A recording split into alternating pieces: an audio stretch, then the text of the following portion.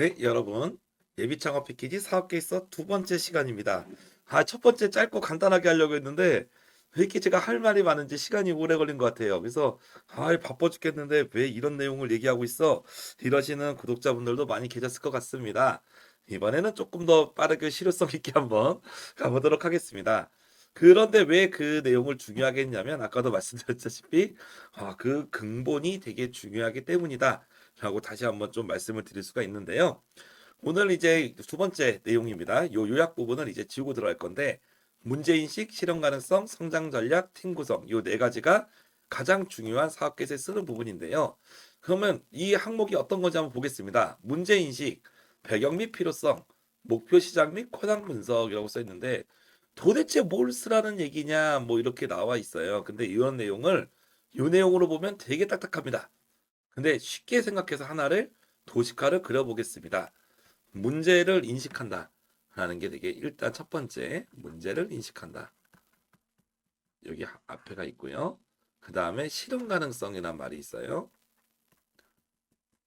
그리고 성장 전략이라는 게 있어요. 이 세 가지. 그리고 마지막으로 조직 구성, 이제 팀 구성에 대한 내용이 나옵니다. 이렇게 네 가지로 이렇게 구성이 되어 있고 각 항목별로 여러분이 60점 이상을 맞아야 된다. 그렇게 나와 있습니다. 근데 이 네 가지를 우리가 스토리로 한 번씩 엮어볼 수가 있습니다. 문제 인식이라고 하는 거는 이런 겁니다.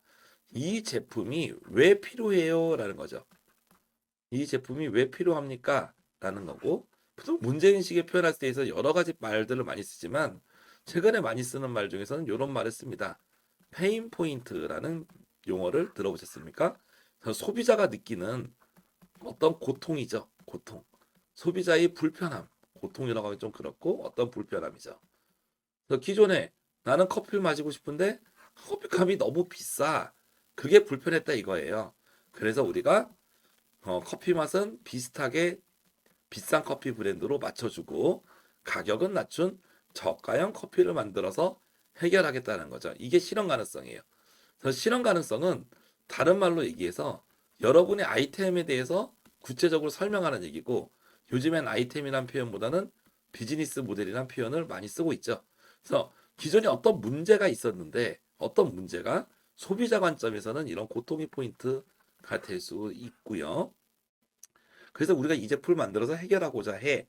이렇게 나오게 되는 거죠.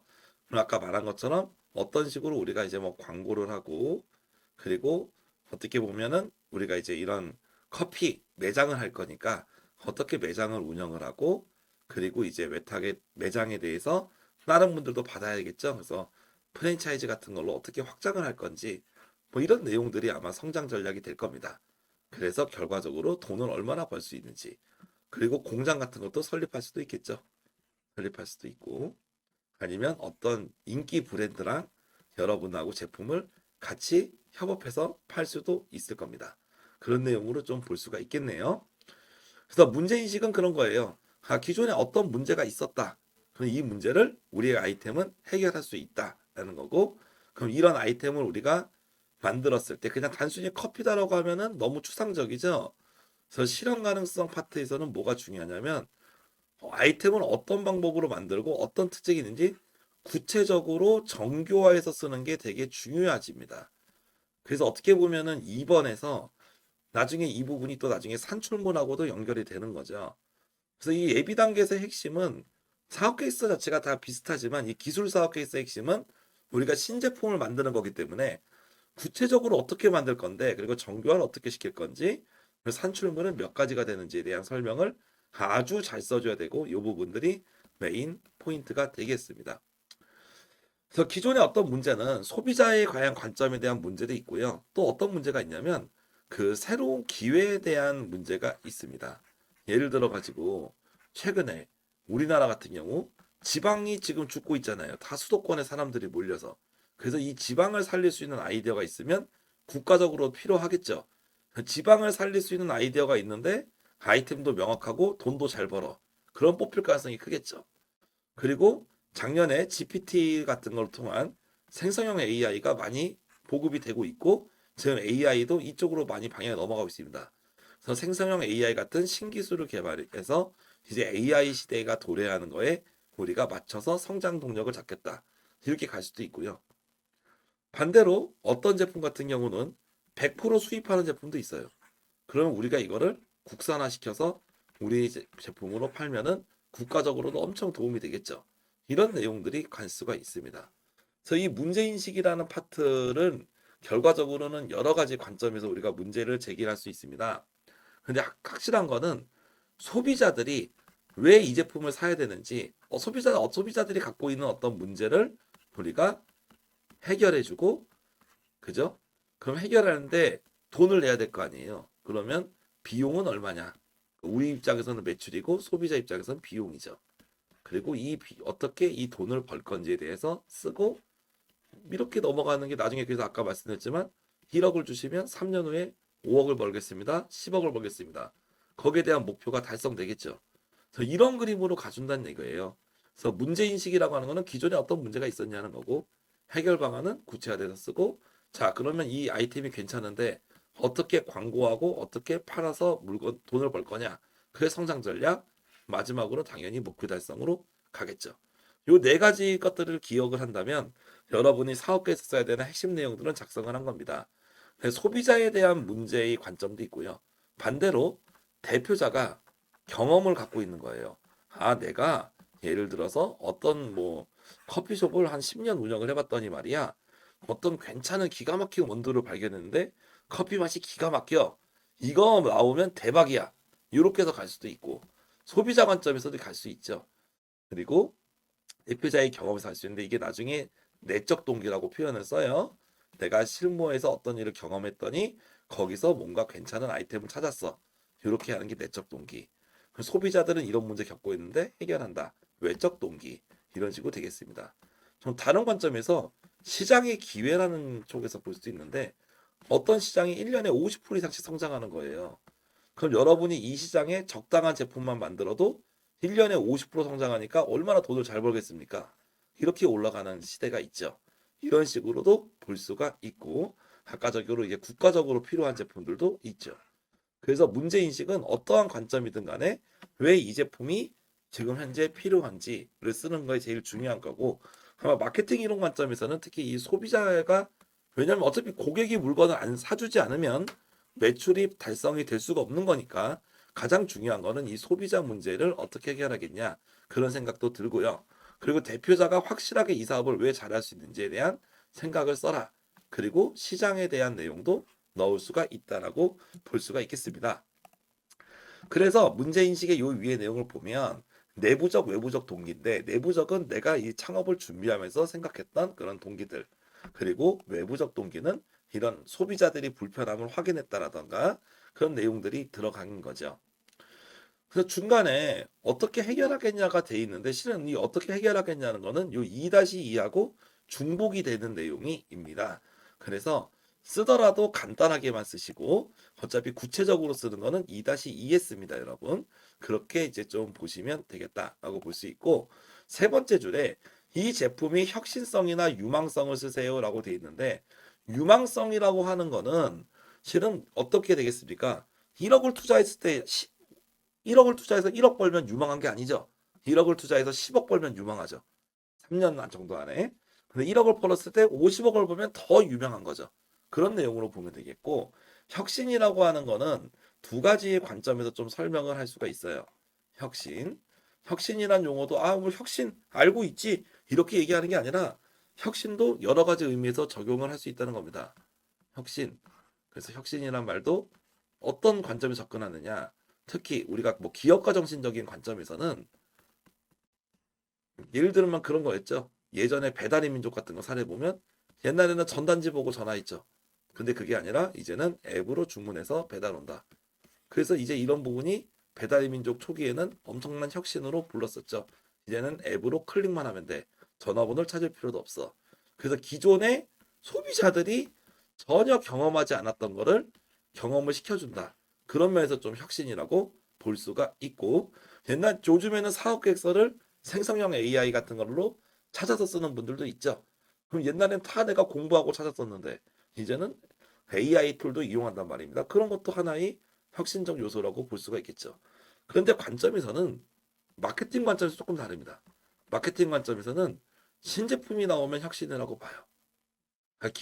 그냥 새로운 제품이 나오면 우린 그것도 혁신이라고 볼 수 있어요. 다만 이 신제품이 어떤 고객이 갖고 있는 불편함, 페인 포인트를 해결해 줘야 되겠죠.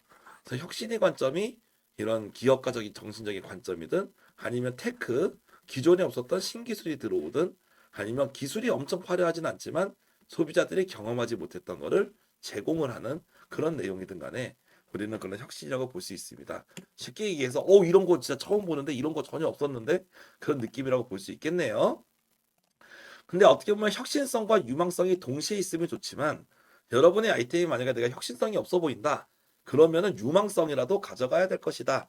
라고 볼 수가 있고요. 실은 혁신성과 유망성을 동시에 갖춘 사업 아이템을 기획하는 게 쉽지 않기 때문에 그 과정에서 시간이 조금 오래 걸리고 이런 부분에서 어떤 기술 전문가의 아이디어도 듣고 비즈니스 전문가의 아이디어도 듣고 창업자는 초기에 나 혼자 머릿속으로 고민하기보다는 주변의 아이디어들을 많이 흡수하는 게 필요하겠습니다.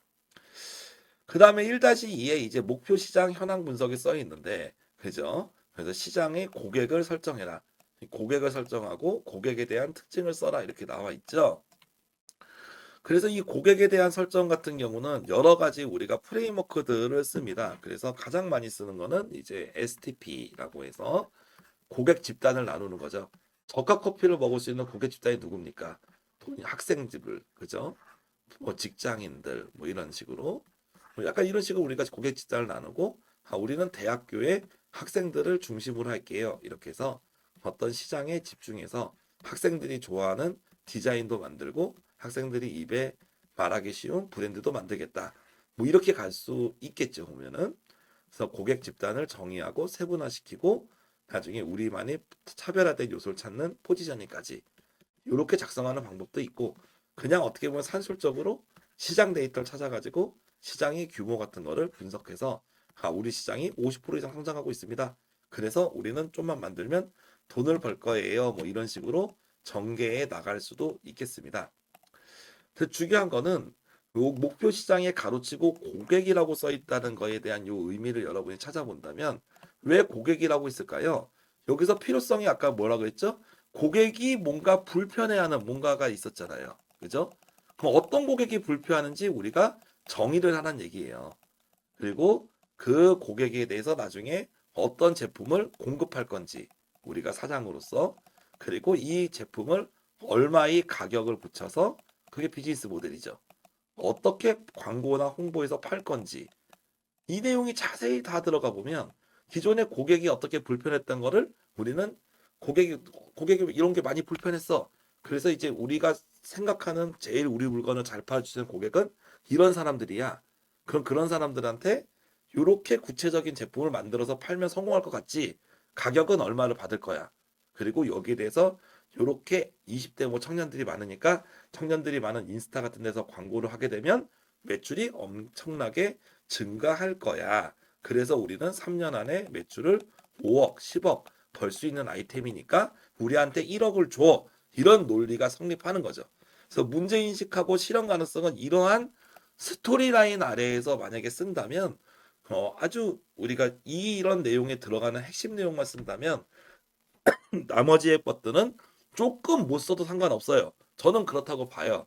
왜냐하면 기교가 좀 떨어지면 어떻습니까? 고객이 불필요 문제가 있어 하는 부분이 명확하고 그리고 우리가 그걸 해결할 방법도 명확하고 그리고 요 가격 같은 건 잘 짜야 되겠죠. 수익 모델이. 가격도 그렇게 합리적이고 그리고 충분히 광고 같은 걸 어떻게 하면 매출이 얼마 나올지도 머릿속에 계산이 되고 그리고 이제 사업 자금 운용 계획 이런 부분도 타당하다라고 한다면 이 사업은 성공할 수밖에 없다. 이런 것들이 느껴지겠죠. 그래서 1, 2, 3번이 거의 이 사업이 성공 전략을 핵심적인 내용을 짧게 요약을 해줄 수가 있다는 거고 요 1, 2, 3번 내용이 요 요약 안에 들어가 있는 겁니다. 특히 요 배경 및 필요성 요게 1번이고요. 그죠? 현황 및 구체화 방안 이게 2번이죠. 실현 가능성. 그 시장은 이렇게 되고 사업화 어떻게 광고해서 어떤 수익 모델로 팔겠다. 요게 아까처럼 3번이잖아요. 그러니까 요약 내용만 잘 써도 전체 사업의 핵심 라인들이 다 나오는 거야. 그렇게 먼저 여러분이 잡아놓고 쓰면 좀 쉽게 쓰는데 이거를 보고 하나하나씩 다 써야지. 아, 내적 동기는 이거고 외적 동기는 이거고. 뭐 틀리진 않아요. 근데 이건 말 그대로 가이드라인입니다. 거기에 우리가 얽매여서 썼다면 중요한 거 우리는 요런 방법을 통해서 3년 안에 얼마를 벌 수 있습니다. 요런 핵심 메시지들이 제대로 도출이 안 될 수 있다는 점. 그래서 제대로 도출되게끔 큰 집을 그리고 내용을 보셔라라고 말씀드릴 수 있는 거죠. 그래서 실현 가능성 같은 경우는 옛날에는 이 아이템에 대해서 구체적으로 어떻게 할 건지 디자인은 어떻게 할 거고 브랜드는 어떻게 가져갈 거고 제품 설계는 어떻게 할 거고 화면 구성은 어떻게 할 거고 요런 거에 대해서 하는 거죠. 근데 여기서 말로만 쓰면 사람들이 알아들어요? 못 알아들어요? 못 알아들어요. 말로만 쓰는데 어떻게 알아듣습니까? 그래 놓고 아, 저 사람들이 멍청해서 모르는 거야라고 얘기한다면 그건 아닌 겁니다. 왜냐하면 이 사업이라는 건 눈에 보이지 않기 때문에 눈에 최대한 보여서 실감나게 이해할 수 있도록 써줘야 되니 이쪽 부분에서는 여러분이 이미지 작업을 열심히 하셔야 됩니다. 이미지, 사진 등 같은 걸로 해서 내 제품이 무엇인지 명확하게 보여주는 내용들이 들어가야 돼요. 저 초안을 쓸 때는 글로만 써도 됩니다. 근데 최종 완성할 때는 내 제품이 어떻게 보면은 제품을 보면은 우리가 잘은 몰라요. 사업계에서 잘 모르지만 제품을 보면 이 제품 왠지 호감이 있다, 살 것 같다 그런 거 느껴지잖아요. 일반인도 판단할 수 있잖아요. 그러니까 내 제품을 가장 사고 싶도록 진열해야겠죠. 그리고 가장 내 제품을 잘 볼 수 있도록 최대한 이미지와 도식화를 잘 보여줘야 되겠죠. 그게 2-2입니다. 그래서 어떻게 보면은 이 제품이 왜 고객이 사야 되고 필요한지 누구한테 팔 건지에 대한 서경이었다면 메인 제품에 대한 설명이기 때문에 저는 요 2번이 2-2 부분이 상당히 여러분한테 중요할 거다라고 볼 수 있고 그리고 그 제품이 가격이 얼마다라고 나와 있는 건데 아까도 제가 얘기 드린 것처럼 요런 커피 저가 커피라고 있는데 얼마예요? 그럼 6,000원이요. 그럼 사겠냐고. 이게 그러면 저기 스타벅스 커피보다도 비싼데 당연히 안 사겠죠. 이런 게 또 말이 안 맞으면 안 되잖아요. 그래서 저가 커피답게 가격을 낮춰서 합리적으로 써야겠죠. 제품을 명확하게 명시하고 가격을 작성한다. 그런 내용으로 볼 수 있습니다. 그러면 나머지에 대한 내용들은 거의 늘려 쓰는 것밖에 안 된다는 걸 확인을 할 수가 있어요. 자, 아까 여기 써 있는 내용들도 앞에 있는 내용하고 거의 비슷한 겁니다. 그래서 기존에 어떤 문제가 있었다 뭐 이런 내용들을 쓰고 가능하면 소비자의 그런 문제가 있었는지 설문조사를 여러분이 한 개 있으면 쓰면 좋고요. 뉴스 같은 데서도 우리가 좀 확인할 수 있죠. 뉴스나 아니면 논문 이런 데서 어떤 시사 뭐 저널 뭐 이런 데서 아니면 유사 특허 같은 데서도 이런 걸 많이 합니다. 특허 같은 경우에서도 왜 이 특허를 내게 됐는지 쓰거든요. 그래서 기존에 어떤 문제가 있어서 우리가 해결하고자 한다. 그런 내용이 잘 나와 있습니다. 그래서 이런 부분들 할 때는 여러분이 어느 정도 내가 생각한 내용을 쓰는 것도 좋지만 자료 수집을 해서 이 자료에 대해서 또 화면을 캡처 같은 걸 해서 증빙 자료로 쓰시면 훨씬 더 여러분이 쓰는 사업 계획서의 신뢰성을 확보할 수 있겠죠. 이런 내용을 좀 볼 수가 있겠고요. 목표 시장을 현황에서 분석할 때도 마찬가지로 저 같은 경우는 요거를 제일 중요시하죠. 그래서 일단은 시장의 규모 현황 해가지고 보통 시장 차트 이렇게 나와 있는 것들을 많이 쓰시긴 해요. 그래서 시장이 엄청 성장하고 있습니다. 이런 제품을 보여주면 어떻게 돼요? 시장이 성장하고 있으니까 우리가 평균적으로만 사업해도 우리도 같이 성장해서 돈을 잘 벌겠네요. 그런 내용들을 반증한다라고 볼 수도 있고요. 이런 내용들에 대해서 써도 좋지만 핵심적으로는 고객에 대한 내용을 반드시 써줘야 되겠습니다. 누구를 대상으로 팔 건지. 왜냐하면 사업이라는 거는 반드시 여러분의 제품과 서비스를 납품을 해서 거기서 부가가치를 키워줘야 되는 거니까 누가 이용을 할 건지 그거에 대한 내용을 명료하게 써주는 게 핵심이라고 볼 수 있겠죠. 나머지에 대한 내용은 뭐 써줘도 좋고 뭐 쓸 수 있으면 쓰시는 게 아무래도 좋겠죠. 근데 너무 다 쓰려고 하기보다는 꼭 필요한 거는 그걸 넣어달라 하는 거고요. 2-1번의 항목이 최근에 이렇게 좀 추가된 항목 중에 하나입니다. 최근 2-3년 전부터 이렇게 추가된 내용 중에 하나인데 옛날에는 그냥 이것만 썼으면 됐어요. 그런데 창업을 준비하기 위해서 어떤 노력을 했는지에 대한 내용을 씁니다. 그래서 내가 만약에 어떤 제품을 개발하기 전에 기획했던 기획 문서가 있으면 그런 기획 내용을 넣어줘도 되고 샘플이나 시제품을 MVP를 만든 적이 있으면 그거에 대한 내용을 써도 된다는 거죠. 그래서 거기에 대해서 현재 제품 개발을 어디까지 준비했는가 주로 이런 기획이나 개발 단계에서 준비했던 내용들을 써주면 좋고 요 내용이 왜 그러냐면 2-1 같은 경우는 개념이 그렇게 되는 거예요. 우리가 이제 TRL이라는 개념이 나오는데 그 내용은 이제 기술 성숙도라고 보통 표현을 써요.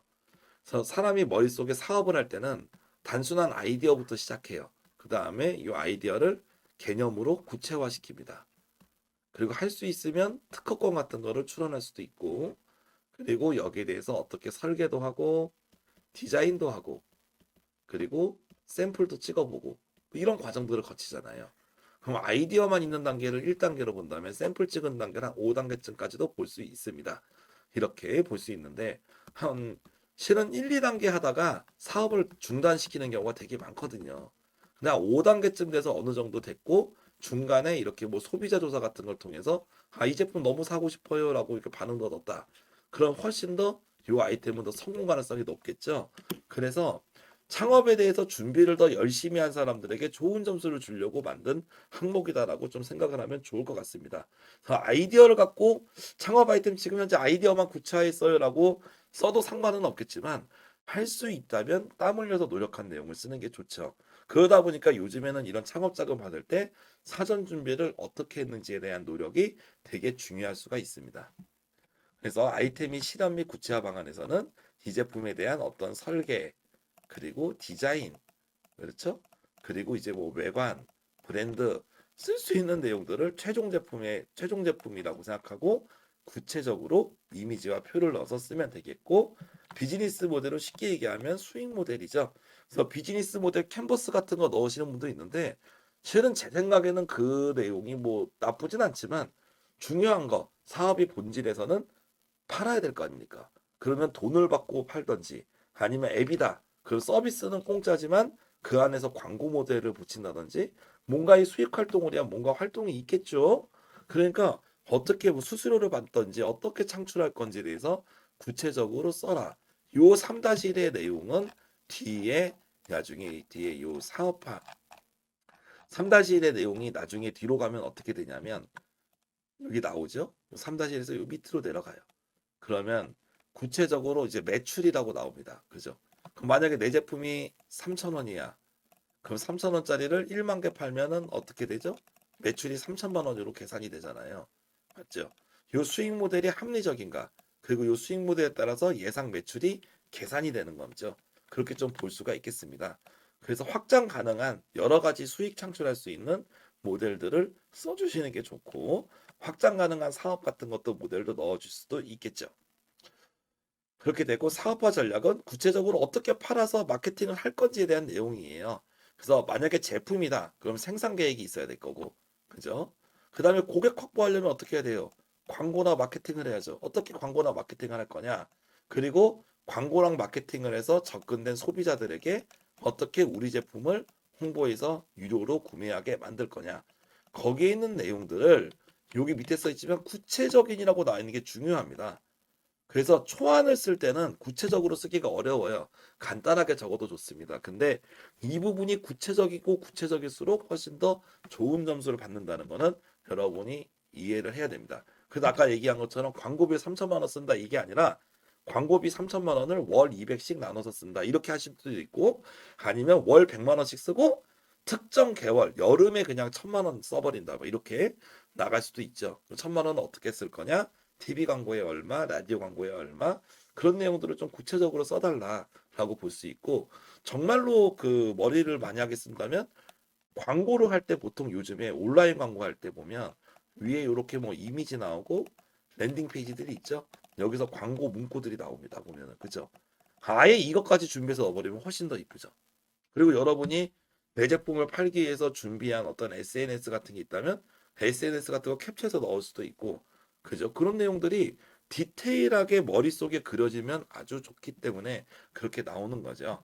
그런 다음에 성과를 요 부분이 나와야 매출이 얼마를 찍을 건지 알 수 있지 않습니까? 그래서 이렇게 내용이 들어간다라고 볼 수 있습니다.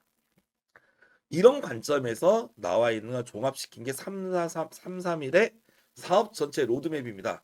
그래서 내가 2024년 많이는 못하지만 10종의 커피를 만들겠어요.까지 나왔어요.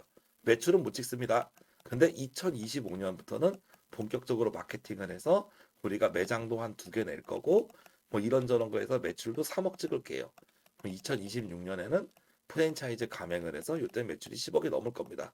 뭐 이런 그림들이 나오지 않을까요? 보면 요 내용을 써달라는 거예요. 1억을 투자했을 때 저희가 3년 후에 어느 정도까지 회사를 키울 수 있는지를 종합적인 목표를 매출 베이스로 저는 쓰는 게 좋다고 봐요.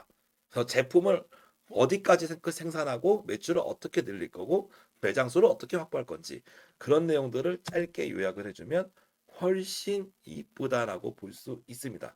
그렇기 때문에 이 전체 로드맵에서는 여러분이 이런 느낌으로 봐야 됩니다. 내가 만약에 1억을 투자받았으면 투자자에게 저는 3년 후에 어떻게 이걸 10억을 벌고 여러분들에게 한 3억쯤 드릴 수 있는지 요 내용을 써달라고 하는 게 3, 4mm 느낌이 되지 않을까 싶습니다. 그래서 예비 창업 패키지를 지원금을 받기 위해서 여기 있는 내용들을 쓴다라고 하기보다는 실제로 내가 사업을 하고 1억을 투자를 받을 겁니다. 그래서 한 3, 4년 후에 내가 매출 10억 넘는 회사를 만든 다음에 투자자들에게 돈을 아예 다시 상환을 해버리고 나도 이제 그때부터 편하게 먹고 사는 거죠. 그런 걸 생각을 해본다면 훨씬 더 요 로드맵이 이해될 거라 생각해요. 그래서 요 그림을 여러분이 어느 정도 일정 궤도에 오르는 거를 목표로 잡고 그때까지 순서를 이렇게 나열한다라고 보면 훨씬 이쁘다라고 볼 수 있습니다. 그래서 저는 요 부분을 되게 조금 중요하게 생각하는 편이고 332에서 협약 기간 내 목표 달성 방안인데 협약 기간 안에 달성 가능한 목표인데요. 달성 가능한 목표를 현실적으로 제시해 주는 게 좋죠. 그러니까 이거를 비현실적으로 쓰면은 제가 봤을 때는 신뢰성이 떨어져요. 그 사업 계에서도 여러분을 믿고 돈을 달라는 거잖아요. 어떻게 보면은 대표자를 믿고 돈을 달라고 하는 건데 대표자가 그냥 말도 안 되는 거 막 쓰는 거야. 제품 개발 12월까지 제품 개발해도 다행인데 매출 100억 찍겠어요라고 돼 있는데 막 이런 식으로 써버리면 납득이 안 되는 거죠. 그래서 그런 내용을 현실적으로 가능한 내용을 써달라. 다만 이때 중요한 거는 제품 개발을 완료하는 거를 목표로 썼는 게 작년도 창업사업화 작성 지침에서 명시가 되어 있고 그게 금년에도 바뀌지 않았습니다. 그래서 제품 개발만큼은 반드시 명확하게 완료되는 걸로 여러분이 준비를 해서 써야 될 것이다. 그 외에 매출이나 투자 이런 것들이 생기면은 훨씬 더 좋겠죠. 그리고 정부 사업 비용을 어떻게 이렇게 돈을 쓸 건지 총액을 맞게 이렇게 쓰시면 되겠고, 그리고 정부 지원금 외로도 돈이 필요합니다. 여러분들이 설령 1억 지원금을 받아도 부가세도 한 거의 1,000만 원 정도를 여러분이 준비를 하셔야 되고, 부가세는 나중에 환급받기 때문에 따로 지원금이 나오지가 않고 여러분이 냈다가 환급을 받아야 돼요. 그래서 1억을 지원받았을 경우에 대충 910만 원 정도의 여러분이 부가세를 준비를 해야 됩니다. 그리고 정부 지원금으로 해당이 안 되는 영역이 있습니다. 여러분들이 식비라던가 핸드폰 요금 이런 것들이 안 되거든요. 그래서 여기서 또 한 1,000만 원 정도 필요해요. 그러니까 어쨌거나 이래라 저래라 해가지고 한 2천 정도 필요할 수 있다라고 머릿속에 생각을 해야 될 겁니다. 그리고 예비 창업 패키지 받은 걸로 100% 사업비로 다 쓸 수도 없습니다. 그래서 부족한 사업 금액을 어떻게 추가할 건지 투자를 받을 수도 있고 대출을 받을 수도 있고 그렇죠? 그런 내용들을 쓰라는 거죠. 마지막으로 팀 구성입니다. 팀 구성은 어떤 사업을 하던 간에 대표자와 같이 하는 여러분이 창업 멤버들, 팀원들의 능력이 결국엔 사업이 성공을 할 때 매우 중요하다라고 되어 있어요. 그런데 출신 학교 소재지 이런 것들은 삭제 또는 마스킹을 해야 돼요. 예를 들면 저 같은 경우는 뭐 이렇게 됩니다. 중땡대 뭐 이렇게 뭐지 학교 같은 거를 다 오픈할 수가 없어요. 보면은 그래서 이제 이렇게 나오게 되고 뭐 경영 컨설팅이다 그러면 뭐 경영 무슨 땡땡 업무 뭐 이런 식으로 조금 줄여달라. 수행 업무니까 이런 건 해도 되겠네요. 경영 컨설팅 업무. 근데 학과나 전공 같은 거는 조금 마스킹이나 이렇게 처리하나 이거죠. 그 대표자 역량을 쓰는 건 되게 중요합니다. 대표자 역량은 거기 여기 있는 대로 다 써주시면 돼요. 여러분이 창업 교육을 얼마나 이세했는지, 정부 사업을 많이 받은 것도 능력이고요. 그리고 수상 실적을 많이 받은 것도 능력이에요. 최대한 어필할 수 있는 하는 게 좋고, 특히 여러분이 받았던 상장, 여러분이 옛날에 학교 때 냈었던 포트폴리오, 그렇죠? 여러분이 뭔가 해외 나갔었던 사진들, 뭐든 좋습니다. 여러분이 내용을 텍스트와 이미지로 증빙할 수 있다면 그런 내용들을 많이 넣어줘서 나 이렇게 능력 있는 사람이라고 얘기해야지 겸손하게 저는 별거 아닌 사람이지만 해보겠습니다. 이렇게 얘기하면 안 됩니다, 여러분. 여러분은 능력 있는 사람이 돼야 되고 그래서 내가 1억을 받으면 한 10억 이상 찍을 수 있는 능력이 있습니다라고 얘기를 해줘야 여러분이 뽑힐 가능성이 높은 거고 근데 그런 부분에서 우리가 사기를 칠 수는 없잖아요. 그러다 보니까 최대한 내가 옛날에 잘했던 것들을 하나하나씩 꺼집어 내야 돼요. 제가 어제 어떤 분을 다른 분을 한번 또 이제 멘토링을 하는데 그 대표님은 아주 뛰어났어요. 일단 미모의 여성이었고 학교도 아주 좋았어요. 거기다 해외 유학도 했어요. 거기다 대기업도 다녔어요. 놀랍게도 쓴 게 없어요. 그럼 믿지 못하죠. 그래도 거기다 심지어 옛날에 뭐 우수사원상도 받고 뭐 상장도 있고 그럼 상장 넣어줘야죠. 상장 넣어줘야 되고 작년에 창업하느라 고생도 했고 그럼 고생했던 사진들을 넣어줘야죠. 그래야 우리가 좀 신뢰할 수 있습니다. 그래서 오늘 자꾸 여러 가지 얘기를 하지만 크게 봤을 땐 사업은 우리가 1억을 투자를 받았을 때 3년 후에 5억, 10억을 벌 수 있느냐, 없느냐. 요런 큰 목표와 뼈대를 먼저 잡고 거기에 대해서 아까처럼 고객이 어떤 부분을 필요로 하는지, 그리고 우리가 이걸 어떻게 해결할 건지, 그리고 요 해결할 거에 대해서 어떻게 우리가 비용을 붙일 거고, 어떻게 홍보해서 물건을 팔아서 결국엔 이 목표를 어떻게 달성할 건지, 요거를 써주는 게 가장 핵심 맥락이었다고 얘기를 드린 거잖아요. 근데 여기에 하나가 더 붙어요. 뭐가 붙어요? 신뢰가 붙어요. 신뢰 있는 자료들을 이미지나 도표를 넣어줘야 되고 팀 구성, 대표자 역량도 마찬가지입니다. 그냥 내 팀원, 내가 능력 있는 사람이라고 말로만 쓰지 마시고 가능하면 요 신뢰를 할 수 있는 뭔가 이 증빙 이미지들을 넣어주는 게 대단히 신뢰 확보에 있어서 중요하겠다라고 볼 수 있습니다. 외부 협력 같은 경우 제품 개발이나 생산 쪽 아니면 판매 쪽 아니면 여러분을 자문위하거나 도와주시는 쪽들을 적어주시면 되겠고 사회적 가치 같은 경우는 최근엔 ESG 같은 내용들을 쓰면 좋죠. 그래서 ESG를 할 수 있는 내용들을 여러분이 간단하게 작성을 해주시면 좋을 것 같습니다. 되셨습니까? 네, 드디어 생각보다 30분 안에 하려고 했는데 1시간이 넘어서 끝났습니다. 그래도 조금 이해가 되셨는지 모르겠습니다. 그래서 내용에 대해서 간단하게 핵심 내용을 쓰고 그런 다음에 이미지나 이런 표 같은 걸로 깨끗하게 정리하고 증빙자를 넣어주고 그러면 여러분이 문서가 훨씬 더 신뢰 있고 짜임새 된다는 거 그런 부분을 이해하시면서 가능하면 처음에는 핵심 내용 위주로 쓰고 그 다음에 구체화시키고 그런 다음에 이미지와 증빙사를 넣어주는 쪽으로 한 3단계로 사업 개설을 마무리하시면 좋은 사업 개설가 나올까 생각합니다. 그래서 이번 한 해 여러분들 아직 사업들 많이 남아 있고 저희가 좀 죄송스럽게 생각하는 건 1월쯤에 미리 해드렸으면 좋았을 텐데 너무 바빴습니다. 죄송합니다. 1월 때 행사 바빠가지고 좀 많이 늦어서 죄송하고요. 지금이라도 좀 그래서 좀 죄송한 마음에 좀 후다다닥 좀 준비는 덜 됐지만 올리게 됐습니다. 혹시 계획서 쓰시다가 어려운 거 있으시면 저희가 댓글이나 의견 남겨주시면 제가 최대한 피드백을 드리도록 하겠습니다. 아무튼 금년에 창업 준비하시는 모든 스타트업 분들이 꼭 잘 되셨으면 좋겠습니다. 저는 또 나중에 좋은 영상으로 찾아뵙겠습니다. 감사합니다.